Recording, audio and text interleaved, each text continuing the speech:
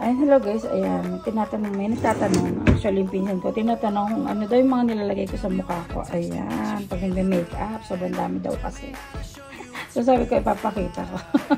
So this one po, yung kaunahan nilalagay ko sa mukha ko. Ayan, Skin Doctors po, ayan.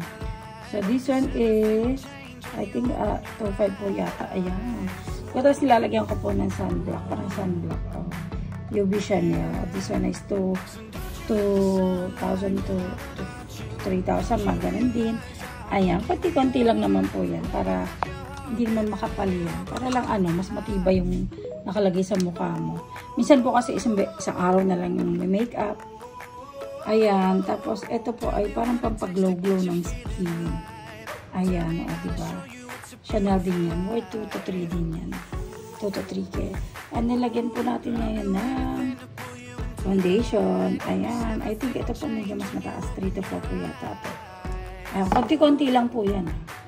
Baka kasi pagka mahal gumanda. O kapag mahal, umayos. Ayan. Pagkatapos ito po, palagay sa ilalim ng mata. Ayan. Para hindi kita eyebag. This is MAC. I think mga din presyo niya. 2,000. 3,000. And then sunod po, ito medyo mura-mura po. 1.5. Parang sa saan ko ba sabi nila? Body shop? Parang ganun. Doon ba yun? Ayan. 1,500 Fusion po. Tapos lalagyan ko ng medyo mura-murang baby powder. Ayan. Kasi ayoko malagkit. 500 pesos lang po yan. O, pagkatapos nilalagyan ko po ng konting foundation. Ayan. Powder. Ayan. Chanel. Ayan. Mga 3 to 4 po yata. Ayan. Pagkatapos, syempre,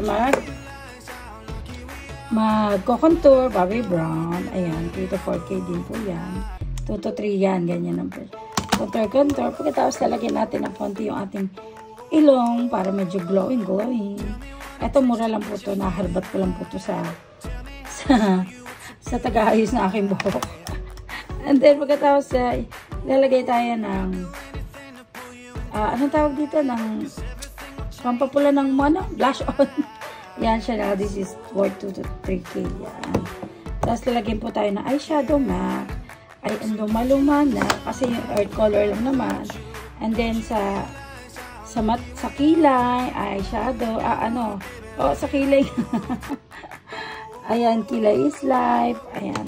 Pagkatapos sa eyeliner, ayan, eyeliner na? Bobbi Brown, yung mga worth 2K, 1.5 yung ganyan. Bobbi Brown, tapos ay Chanel, pang liquid eyeliner sa ibabaw ng mata. Ayan. Ang pagkatapos ay panlagay sa ibabaw ng kilay. This is Chanel also. Ayan, mga 2 to 3K din po yung halaga niya. And then, pagkatapos ay setting tray ng MAC. Ayan. Para mag-fix yung makeup mo. Konti-konti lang po nilalagay natin dyan. Ayan. Kasi pagka po ng makeup ako, pang isang buong araw na. Wala na. Wala nang lipstick na lang.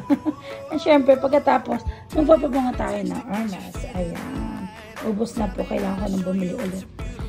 Diba? Ayan. Share lang. Kasi tinatanong ng pinsan ko, ano yung mga nilalagay ko sa mukha ko. Diba? Ang mahal pala niyan. Para kapit na kapit.